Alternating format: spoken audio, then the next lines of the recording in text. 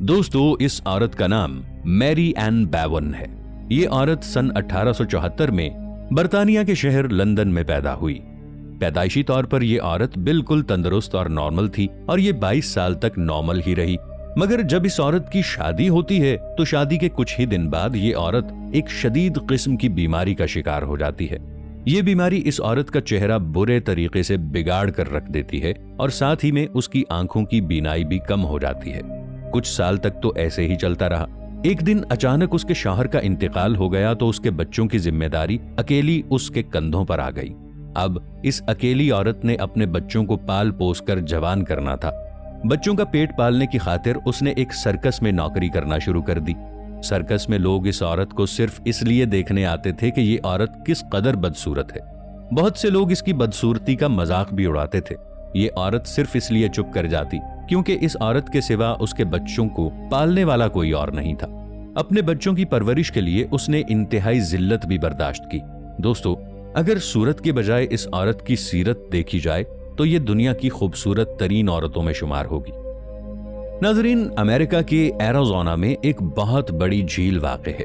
इस झील को लेक वुड का नाम दिया गया है। इस झील से इंसानी लाशों का मिलना एक आम सी बात है। बेशक ये झील पानी से भरी पड़ी है।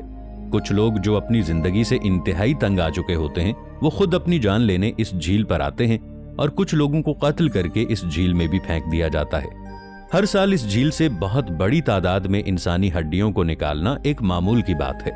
मकामी लोग इस झील को बुरे असरात की जद में आई हुई झील मानते हैं। वहां के लोग इस झील के पास जाने के बारे में सोचते भी नहीं हैं। उनका ये अकीदा है कि जो भी इस झील के पास जाता है ये झील उसे अपने अंदर खींच लेती है। ये सन 2015 की बात है। एक गोताखोर को इस झील के पानी के अंदर जो कुछ नजर आया उससे पूरा अमेरिका हिल के रह गया। सन 2015 में जब एक गोताखोर पानी के अंदर गया तो उसे पानी में 3 इंसानी ढांचे नजर आए। वो तीनों ढांचे अजीबोगरीब तरीके से रखे हुए थे। एक ढांचा एक पिंजरे में कैद था, 2 ढांचे एक कुर्सी के साथ रस्सियों से बंधे हुए थे। इन तीनों ढांचों को इस हालत में देखकर उस गोताखोर ने फौरन पुलिस को बुलवा लिया। वो तीनों ढांचे उस झील से बाहर निकाले गए। जाहिरी तौर पर उनको देख के लग रहा था कि ये काफी अरसे से पानी में रह रहे हैं। जब उन पर तहकीक की गई तो ये बात सामने आई कि ये ढांचे नकली थे और किसी ने इनको जानबूझकर झील के नीचे इस तरह फिक्स किया था। हैरानी की बात है कि कोई इतनी मेहनत से ये काम क्यों करेगा, मगर वहां पर मौजूद बहुत से लोगों का यह दावा है कि ढांचे असली हैं और पुलिस जानबूझकर झूठ बोल रही है और दुनिया से ये बात छुपा रही है। इन्हीं ढांचों को लेकर एरिज़ोना की पुलिस पर मुख्तलिफ किस्म के सवालात उठाए जा रहे थे क्योंकि इस झील के आसपास कई लोगों की लाशें हकीकत में मिल चुकी हैं। हो सकता है पुलिस पर काफी दबाव होने की वजह से वो असली ढांचों को नकली ढांचे बता रहे हों।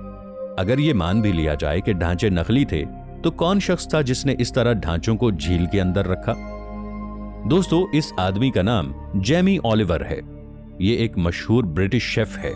सन 2012 में इंग्लैंड के शहर मैनचेस्टर में एक होटल खोलना चाहता था।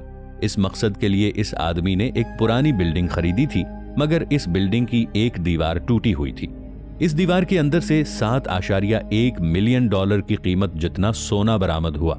सोने के अलावा इसमें चांदी और कैश भी शामिल था। जब इन जवाहिरात के बारे में तहकीक की गई तो ये बात सामने आई कि बहुत अरसा पहले इस जगह पर एक बैंक हुआ करता था। इस बैंक का नाम मिडलैंड बैंक था। बैंक वालों ने यहाँ पर लॉकर बना रखे थे। इन लॉकर्स के अंदर लोग अपनी कीमती चीजें रखते थे और ये लॉकर दीवारों के अंदर बनाए गए थे। मगर सन 1990 में इस बैंक को HSBC बैंक ने खरीद लिया। ये महज एक ब्रांच थी, मगर सन 1992 में HSBC बैंक ने इस ब्रांच को बंद कर दिया और तमाम लोगों को यह कहा कि जिन लोगों के लॉकर्स में कीमती सामान पड़ा हुआ है वो अपना सामान यहां से ले जाएं। अब बहुत से लोग वहां पर आए और अपना सामान कहीं और मुंतकिल कर लिया, मगर कुछ लोग नहीं आए। हो सकता है वो लोग दुनिया से चले गए हों या मुल्क छोड़कर कहीं और चले गए हों। अब जो लोग नहीं आए उनके लॉकर्स तोड़ दिए गए थे, मगर कुछ लॉकर्स ऐसे थे जिनको तोड़ा नहीं जा सका। अगर उनको तोड़ा जाता तो ये बात बिल्डिंग के लिए इंतहाई नुकसानदेह थी, यानी कि बिल्डिंग की दीवारें कमजोर हो जाती। इसलिए इंतजामिया ने इन लॉकर्स को वैसे ही छोड़ दिया, मगर वो ये नहीं जानते थे कि इन लॉकर्स के अंदर इतना बेशबहा कीमती सामान और इतनी ज्यादा दौलत छुपी हुई है। मगर 20 साल बाद शेफ जेमी को ये सब कुछ मिला। ये तमाम सोना HSBC बैंक को वापस लौटा दिया गया। इस शख्स का नाम दर्शन थूगुदीपा है। इसके पास दौलत बहुत ज्यादा थी, मगर शायद अक्ल की शदीद कमी थी, क्योंकि जब कोई आदमी शोहरत की बुलंदियों को छूता है तो लोग उसके बारे में अच्छी बातें भी करते हैं और बुरी बातें भी करते हैं। इस इंसान को कभी कभार बहुत ज्यादा तारीफ सुनने को मिलती है और कभी कभार सख्त किस्म की तनकीद का सामना करना पड़ता है। इस आदमी के बारे में यह बात मशहूर है कि इसने अपने एक बहुत बड़े फैन का कत्ल कर दिया और कत्ल के जुर्म में यह शख्स अभी तक जेल की सलाखों के पीछे है। ये आदमी कन्नाडा मूवी का सुपरस्टार है। ये शख्स 60 से ज्यादा फिल्मों में काम कर चुका है। ये शादीशुदा है और इसकी बीवी का नाम विजय लक्ष्मी है।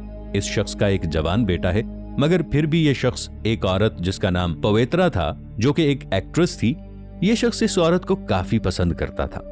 ये औरत भी कनाडा फिल्मों में ही काम करती थी। दर्शन के चाहने वालों को जब ये खबर मिलती है तो वो 2 गिरोहों में तकसीम हो जाते हैं। कई लोगों का यह कहना था कि ये औरत दर्शन की शादीशुदा जिंदगी को जानबूझकर खराब करना चाहती है और इस औरत के बारे में उल्टे सीधे कमेंट्स किया करते थे। इन्हीं में से एक रेमोका सवामी नाम का भी लड़का था। ये 33 साल का एक नौजवान था। ये इंडिया में ही रहता था और एक मेडिकल स्टोर में काम किया करता था। ये नौजवान दर्शन का बहुत बड़ा फैन था और इसी वजह से इसको पवित्रा पसंद नहीं थी। इस नौजवान ने एक मर्तबा इस औरत को कमेंट्स में निहायत बुरा भला कहा। वैसे तो इस नौजवान ने इस औरत की बहुत सी पोस्ट पर कमेंट किए थे और तंग आकर एक मर्तबा इस एक्ट्रेस ने इस नौजवान को जवाबी कमेंट किया और इसी तरह दोनों में नोक झोंक चलती रही। अब इस औरत ने ये सारी बात दर्शन को बताई। वैसे तो वो नौजवान इस आदमी का बहुत बड़ा फैन था, मगर दर्शन को ये बात बिल्कुल पसंद ना आई कि वो नौजवान इस एक्ट्रेस को बुरा भला कहे, क्योंकि दर्शन तो उस पर पूरी तरह लट्टू था। इस एक्टर ने दिल में यह ठान लिया था कि उस नौजवान से जरूर बदला लेगा। इस शख्स ने इस नौजवान को कत्ल करवाने के लिए काफी लोगों को पैसे भी दिए ताकि वो इस नौजवान को पकड़कर उसके पास ला सकें। 8 जून सन 2024 को इस नौजवान को किसी ने अगवा कर लिया और इसे उसके घर से दूर बेंगलोर लेकर चला गया। कहा जाता है कि वहां पर वो एक्टर भी मौजूद था।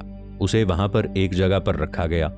इस एक्टर ने उसके साथ जो कुछ किया वो नाकाबिले बर्दाश्त और बयान से बाहर है। मगर अगले दिन उस नौजवान का मुर्दा वजूद बेंगलोर के एक नाले में पाया गया। पुलिस ने जब इस मामले की तहकीक करना शुरू की और पुलिस अभी मसरूफे तफ्तीश ही थी कि 3 लोग थाने में आते हैं। उन लोगों का यह कहना था कि हमने ही इस नौजवान का कत्ल किया था। उन तीनों अफराद ने इस नौजवान के कत्ल की वजह यह बताई कि हमने इससे पैसों की डिमांड की थी, मगर यह अपनी डिमांड पर पूरा नहीं उतरा, इसलिए हमने इसका कत्ल कर दिया। पुलिस को इनकी बातों में बिल्कुल सदाकत नजर न आई, इसलिए पुलिस ने इन तीनों को अलहदा अलहदा कमरे में बिठाकर मुख्तलिफ सवालात किए। अब इन तीनों के बयानात आपस में बिल्कुल नहीं मिल रहे थे, यानी कि वो तीनों झूठ बोल रहे थे। पुलिस ने इन तीनों से इनके मोबाइल फोन जब्त कर लिए और पुलिस ने यह पता लगाया कि ये तीनों लोग पिछले कुछ दिनों से एक ही नंबर पर कॉल कर रहे हैं। जब इन नंबरों की तहकीक की गई तो वो नंबर उसी एक्टर यानी दर्शन के थे। पुलिस मामले की तह तक पहुंच चुकी थी, इसलिए इन तीनों लोगों से जरा सख्ती से बात की गई तो उन लोगों ने सच उगल दिया। उनका मजीद कहना था कि इस कत्ल में 17 लोग और भी शामिल थे और ये 17 लोग दर्शन के लिए ही काम कर रहे थे। बाद में यह भी पता चला कि उसने एक और आदमी को इस काम के लिए 30 लाख रुपए दिए थे। दोस्तों, चाइना में रहने वाली ये औरत एक मर्तबा डॉक्टर के पास शदीद सरदर्द की शिकायत लेकर जाती है। डॉक्टर इसको एक्सरे करवाने की हिदायत देता है। जब ये औरत अपने सर का एक्सरे करवाती है तो पता चलता है कि उसकी नाक के अंदर एक बुलेट फंसी हुई है और इसी वजह से उसका सर दर्द कर रहा था। डॉक्टर्स सर्जरी के जरिए इस औरत के नाक से वो बुलेट निकाल देते हैं, मगर सोचने की बात है कि उसकी नाक के अंदर ये बुलेट कैसे आ गई। उस औरत ने जब अपने बचपन के वाकयात को दोहराया तो उसे याद आया कि एक मर्तबा वो बाहर खेल रही थी कि उसकी नाक के पास आकर एक पत्थर लगा और उसी वजह से उसके नाक से खून भी बहने लगा। ये बात उस लड़की के खानदान वालों को भी मालूम थी, मगर उन्होंने इस बात को इतना सीरियस न लिया। उस औरत का कहना था कि वो पत्थर नहीं बल्कि गोली होगी जो किसी ने बहुत दूर से चलाई होगी। इस तरह 14 साल की उम्र में लगी हुई गोली 62 साल की उम्र में सर्जरी के जरिए निकाल ली गई। 48 साल तक वो गोली उस औरत के नाक के अंदर ही रही। नाजरीन, आज की वीडियो में इतना ही। मिलेंगे ऐसी ही किसी इंटरेस्टिंग वीडियो के साथ। तब तक के लिए ताहिर उबैद चौधरी को दीजिए इजाजत। अल्लाह निगहबान।